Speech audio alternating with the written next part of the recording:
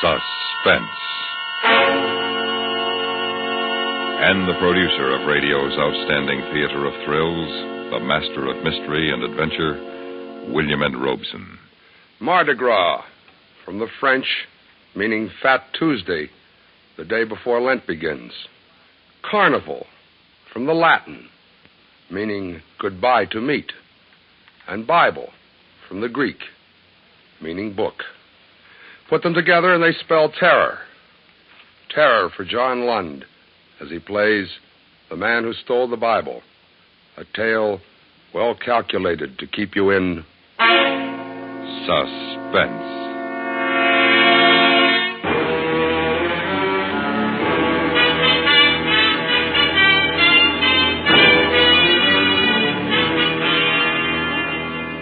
I didn't mean to steal the Bible. That wasn't my intention. Why, I've never taken as much as a towel or an ashtray out of a hotel room. And if I'd known the night of terror it would lead me into, I'd never have taken it at all.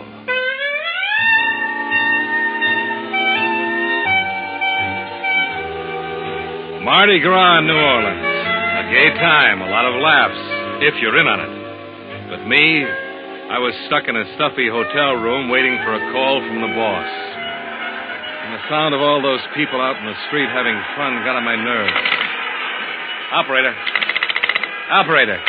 Oh, come on, operator. This is the operator. This is Mr. Cummings, room 302. What happened to that bellhop I sent for? Would you speak a little louder, please? I can't hear you, sir. I said this is Mr. Cummings. One moment, please. Operator. Operator. Excuse it, please. What is it you wanted? A bellhop. I want him to bring me something to read. Anything. He said half an hour ago he was on his way up. Well, hasn't he answered your call yet, Mr. Cummings? He has not. I'm sorry, sir. The hotel is so crowded. The Mardi Gras, you know. It's almost impossible to... Just a moment, please. Operator. Oh, nuts.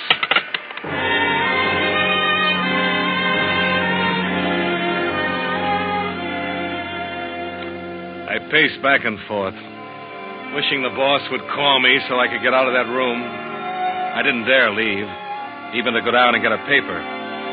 He's that kind of a guy. He expects you to be on tap all the time. There was no radio in the room and nothing to read. I went through all the drawers, hoping somebody had left behind a magazine or seed catalog, anything. And then I found it. The Bible. The Gideon Bible. For years I've seen him in hotel rooms, but I never paid any attention to him. But now I opened the book. 1 Samuel, chapter 19. I lay down on the bed and started to read.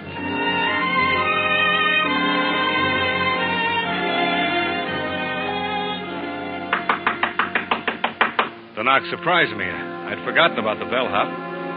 I got up to go to the door, and I realized that I had the Bible in my hand. It's a fine thing when a man feels embarrassed caught reading the Bible, but that's how I felt, embarrassed. I stuffed it under the pillow and went to the door.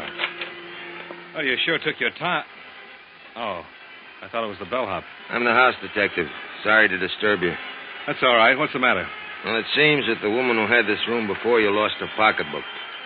She thinks she left it here. I'm sorry, there's no pocketbook here. Well, I'd better take a look. I'd have seen it if it was here. But come on in if you want. Thanks. See, there's no pocketbook here. Yeah, but she's sure she left it here. I'll have to go through everything. There's nothing in there but my stuff. Do you have to go What's through... the matter? Don't you want me to look for it? No, it isn't that, but I've been through all those drawers already. You'd be surprised at things people leave behind in hotels. Yeah, I guess I would be. Nobody else has been in here, have they? No, nobody. I can't even get a bellhop in here. You've been out of the room? No. And look, I'm not responsible for anything that was left here. No, of course you're not. Well, I'm sorry to have bothered you. That's all right. Say, tell that bellhop to get up here, will you? Yeah. I'll tell him. Good night. Yeah, he was a strange guy. But then all house sticks are. I lay down again and went back to reading the Bible. Once I got used to the old-fashioned language, I found it pretty interesting. The story of David, anyway. A guy being chased by everybody and not knowing who his enemies were, every minute expecting to get killed. I was down to the part where David's wife puts a dummy in his bed as a decoy to save his life when I was interrupted again. This time, I automatically stuck the Bible under the pillow and went to the door. Hello. Oh, hello. I wonder if you could help me. Well, I'm having a most awful time. I tried and it just won't work. The room's so stuffy. How's that? The window in my room, it won't open. Would you open it for me? Oh, sure. Which room is it? Right next to yours, just around this corner, room 300. You know, I have the same trouble on buses. The windows never open. It drives me mad. You can see how stuffy the room is. This window? Mm-hmm. Isn't that odd? It opened for you. Yes, it did, and easy, too. And so does this one. Can't understand it. Are you sure you tried? You don't think I'd come to your door and ask you to come over here if I didn't need something, do you? It's been done. Maybe, but I wouldn't know. Now that you're here, wouldn't you like to have a drink? Be a trouble, I mean. No, I don't think I can. You can watch the parade much better here than on your side of the building. Oh, no, I can't. What's the matter? I'm sorry, I have to go. That's my phone. Wait. Don't go. You can have the call transferred here. But it's silly to go all the way back to your room.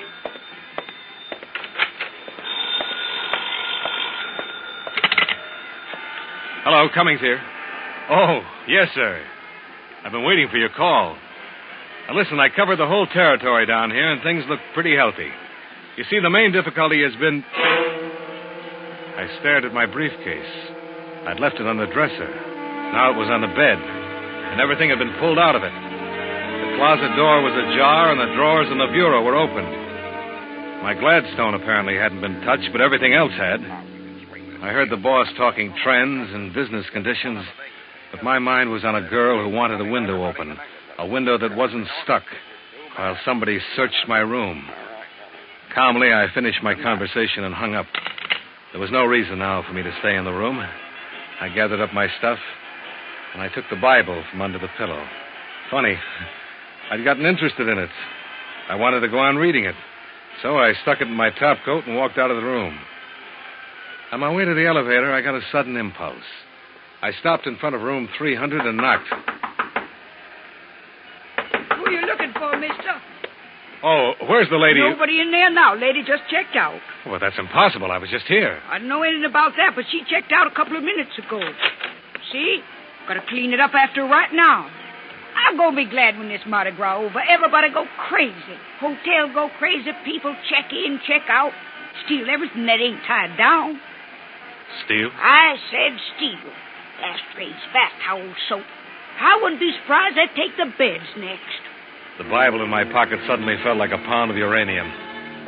I wondered if the cleaning woman could read the guilt on my face, but she put her wastebasket down in the hall and went back in to clean the room. For a second, I considered taking the Bible back to room 302. Maybe I would have, if it hadn't been for the discarded book jacket in the wastebasket. It was gaudy, red and yellow. I grabbed it up, put it around the Bible. The title read, "You Will Die Tonight."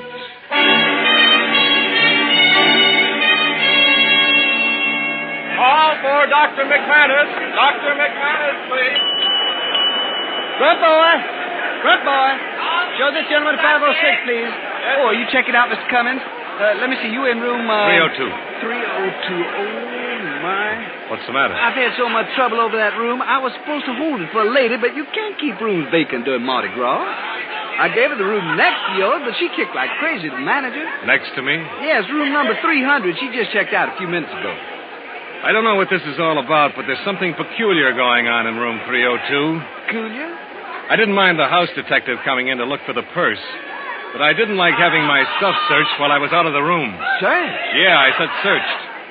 Now, you say the house detective did this? He said the woman who had the room before me left her purse. Oh, but that's impossible. What do you mean? A man had the room ahead of you. Oh, yeah, I'm positive of it. Just a minute, I got the register right here. Yeah, a man, Mr. Gregory. Now, the house detective isn't on duty today, but when he comes in Not tomorrow... on duty? Well, then what was he doing in my room? Today? Of course today, tonight.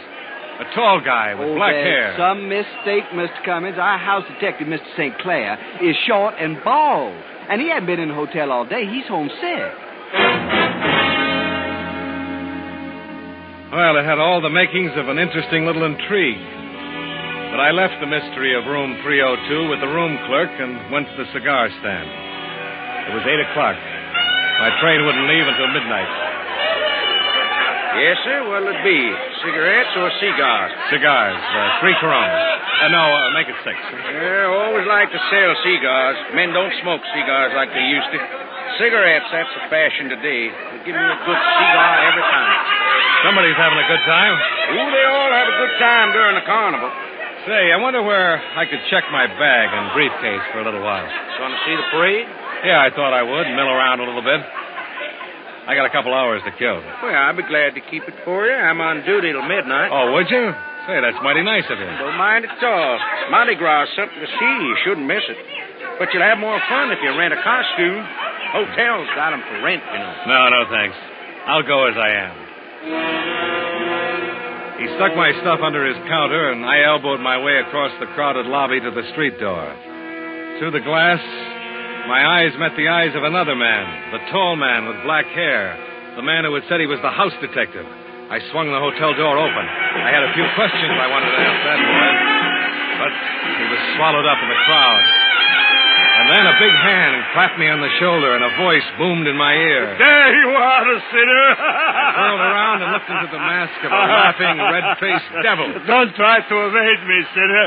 I've come to collect you with my nice, shiny pitchfork. And when the devil comes for you, your time is up. All I could see in the mask was a pair of eyes. They were green eyes, and they were laughing. And the devil threw his arm around my shoulder and urged me along the street. I balked a little.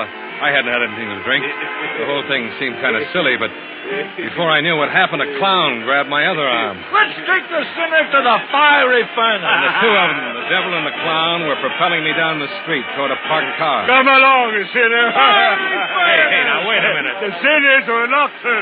Push him in, the clown. Get in, sinner. Hey, you guys. Hey, let me out of here. Look, where are you going? All right.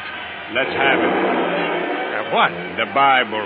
The Bible you took out of room 302. The Bible? Say, you're not drunk. Don't waste time on him. Frisk him. Look, I don't know who you are. He hasn't got it on him. What'd you do with it? Where is it? I told you I haven't got it. Oh! That's to let you know we're not playing. Now let's take it again, huh?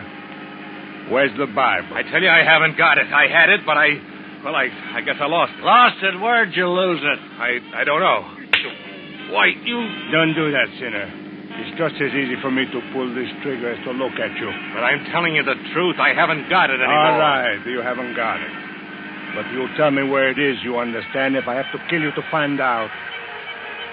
What are you stopping for? The crowd. I can't get through. Come on, let's get moving. Get out of here. What do you want me to do? Drive over them? Come on, get out of here. A bunch of rebels, drunk and out for bear, opened the back door of the car and started climbing over us.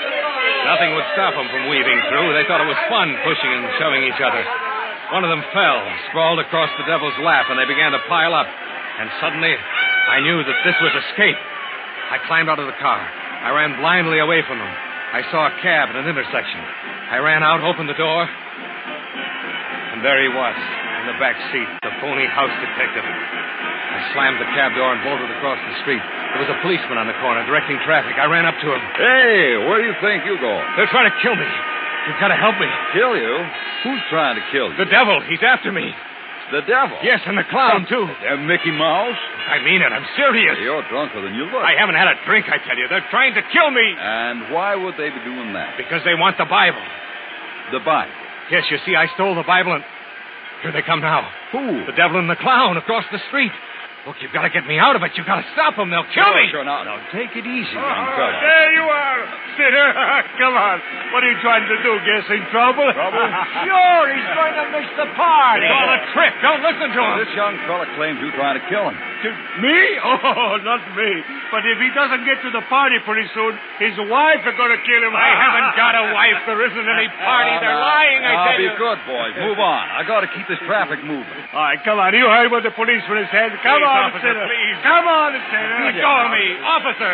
Beat it now. Go on with it. I demand to be arrested. Go on, I demand said, now. Go on. Oh, officer, you're a fool. I'm a what? If it weren't for Mardi Gras, I'd run you in. And you won't arrest me, huh? Okay. But remember, I didn't want to do this. Dirty Yankee trick. Striking an officer. All right, young fellow, that does it. You're under arrest.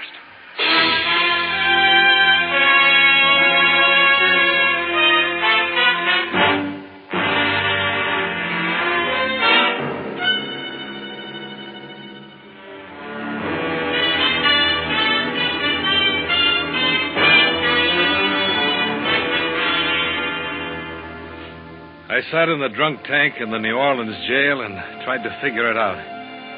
Who were the devil and the clown and the phony house detective? Why was the Bible so important that they would even kill me to get it? My bags were back at the cigar counter in the hotel. My train was scheduled to leave at midnight. But how was I going to get out of New Orleans? Already it was 10 o'clock, and as long as I stayed in jail, I'd be safe. But that didn't last long. I hadn't been there a half hour when a cop came for me and took me to the desk sergeant. Here's your personal belongings, Cummings. You're released. You can go. But try to behave yourself. We're pretty busy tonight. Released? You know, you're a lucky guy. Culpepper decided not to press charges against you. You know what you could get for striking an officer. But aren't you going to hold me? Your fine's been paid. Now go and get out of here. And keep out of trouble, will you? But I am in trouble. That's what I tried to tell the cop, but he wouldn't listen to me. I had to hit him. My fine. Somebody paid my fine? Yeah, it's been paid. But who? Who paid it? I don't know who it was. He didn't give me a name. He just paid it. Was it a man in a devil's costume? Huh? Or a clown? Now, look. What did he look like? How do I know what he looked like? He was an ordinary-looking guy, tall, big. He had black hair. The house detective. The who? They'll kill me, I tell you. They'll kill me. Pardonnez-moi, monsieur. Je suis perdu. Je voudrais retrouver le convent. Les gens dans la rue m'empêchent de... I hadn't heard her come into the station. She moved so quietly. She was a nun, and she was talking excitedly in French. I wasn't paying much attention to her. I was thinking instead of my own problem. The house detective had paid my fine. He wanted me out of jail. He wanted me loose on the street. Why? And the devil and the clown. Were they with him? Were all of them waiting outside that door for me? Please, sister, I wish I could help you, but I can't understand a word you're saying. Monsieur, les gens dans la rue m'empêchent de trouver mon chemin. Ils me prennent pour un célébrant. English. Can you speak English, sister? Pardon, monsieur. Masquerade, costume. People think masquerade. No masquerade. Huh? I think she's trying to say the people on the streets think she's wearing a masquerade costume. Ah, merci. Merci bien, monsieur. I am loose. You mean lost? Oui, monsieur, lost. I am expect at convent. The Vieux Carré. The Vieux Carré. That's the French Quarter. Exactement, oui. I drive for taxi cab. The crowd, oh, you see, push me around. Voudriez-vous envoyer un gendarme pour m'assister? What? The gendarme. She wants you to send a policeman to help her get to the convent. Oh, oui, monsieur. Oh. Well, I'm sorry, sister. I'd be glad to, but I don't have anybody in right now. If you don't mind sticking around here for a while, I'll be very... Sticking around? The sergeant says he's sorry. If you'll wait, there's no one available right now to help you. Wait a minute. The nun stood there, frightened and bewildered, out of place in the police station. But for me, it was a miraculous break. Why, sure, I could walk out of that police station with her. And if they were waiting outside, waiting to get me, why, I could walk right by them. They wouldn't dare touch me as long as I was with a nun. I could take her to the convent. And once there, I'd be safe. Je suis désolé. Je ne sais que faire. I'll take the sister to the convent, Sergeant. It's okay with me if it's okay with her. Ah, merci, monsieur. Merci mille fois. As she walked out of the police station, I took her arm. To help her, yes, but also to steady my own fear. Any minute I expected to see one or all of them. The devil, the clown, the house detective. But they weren't in sight. There were people milling about on the street, but not the three I feared. And strangely, not finding them there frightened me more than ever. I found a cab and gave the driver the address of the convent. The nun and I didn't try to talk. I realized this whole thing was difficult for her, and I didn't feel like talking. Too much had happened to me for one night. The cab pulled up in front of an ancient building in the French Quarter, crumbling cement and wrought ironwork. We got out, and I walked with her to the big front door. The nun raised her hand to the knocker, and I knew I'd been had. Qu'est-ce qu'il y a? Fingernails. Red, polished fingernails. You're not a nun. Hey, where you been? Hurry, boys, he's wise. Come on, you. Get inside. It was the devil and the clown. They yanked me into the house. And the girl, I stared at her. Back in the police station, I hadn't really looked at her face. Her black robes had spelled freedom to me. That's as far as I'd thought. But now I knew I'd seen her before. Only before she'd worn a green dress and a scarlet mouth to match her fingernails. And her hair had been blonde and long, and she wanted a window open. A window that wasn't stuck. You've given us a lot of trouble. I'm sorry, I don't know what... We've been very patient. Now we want the Bible. I told you before, I don't have it. You had it. I had it, yes, I had it. I took it. I don't know why I took it, but I lost it. Who sent you to get it? I'll handle him. All right, who you working for, Poloni? Look, there's some mistake. I'm a salesman. I sell washing machines. You're lying. Look, I tell you that... Where's the stuff? Has Poloni got it? What stuff? I don't know any Poloni. What are you slapping me around for? That won't get you any place. Oh, won't it?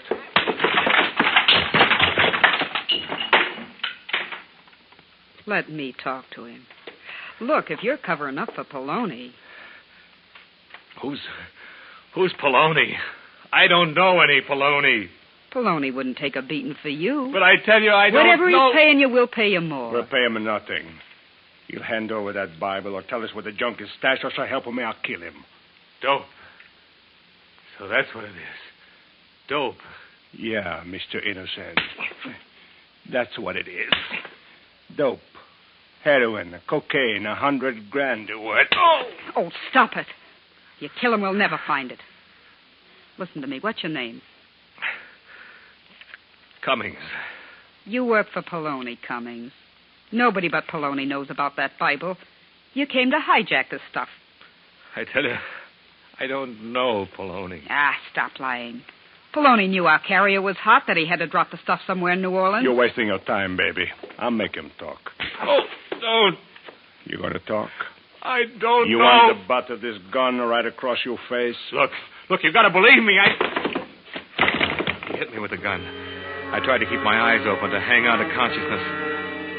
Across the room, I saw the door open, and in it stood a man with another gun, a big man with black hair, the phony house detective. Was his name Poloni?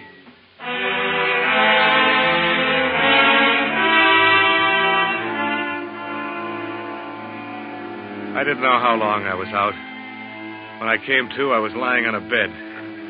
My head was throbbing. My cheeks, my nose, every bone in my face seemed on fire. There was a cold cloth on my eyes. I tried to think. Why did I hurt so? Oh, yes. The Bible. They wanted the Bible.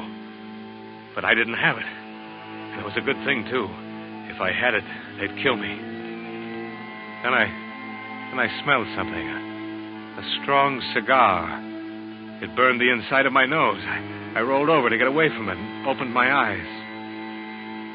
The devil and the clown were gone. And so was the girl.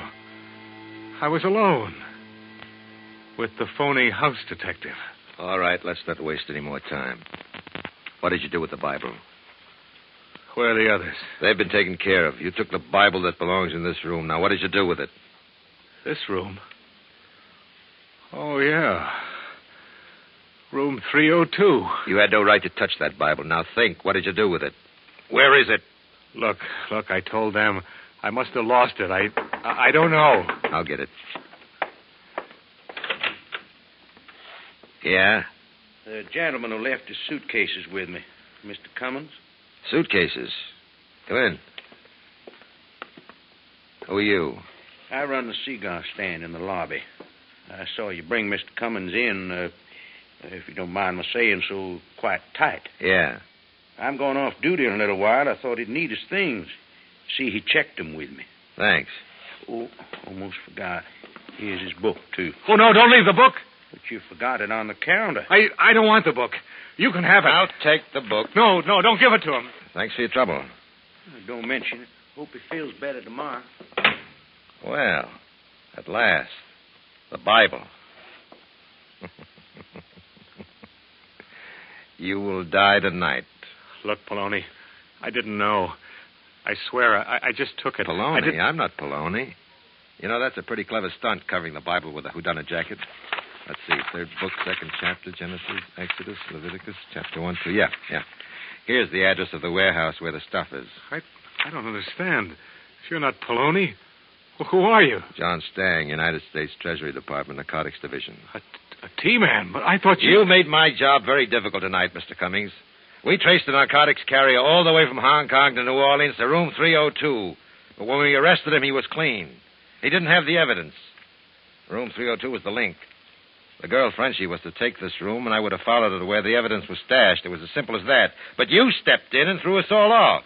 Well, why didn't you tell me you were a government man when you came in tonight to look for the pocketbook? How did I know that you weren't a new member of the mob? Now, take my advice, Mr. Cummings.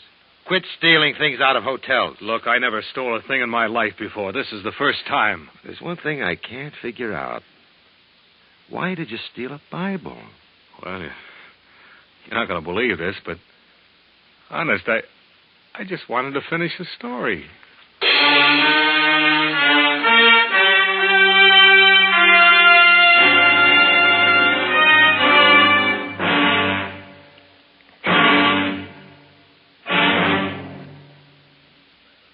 Suspense, in which John Lund starred as The Man Who Stole the Bible by John Bagney and Gwen Bagney Gielgud. Listen again next week when radio's outstanding theater of thrills brings you The Rim of Terror, starring Miss Barbara Whiting. A tale well calculated to keep you in suspense. Included in the cast of The Man Who Stole the Bible were June Foray, Joe DeSantis, Jay Novello, Joe Kearns, Larry Thor, Harry Bartell, and Jack Moyles. The original musical score was composed and conducted by Leith Stevens.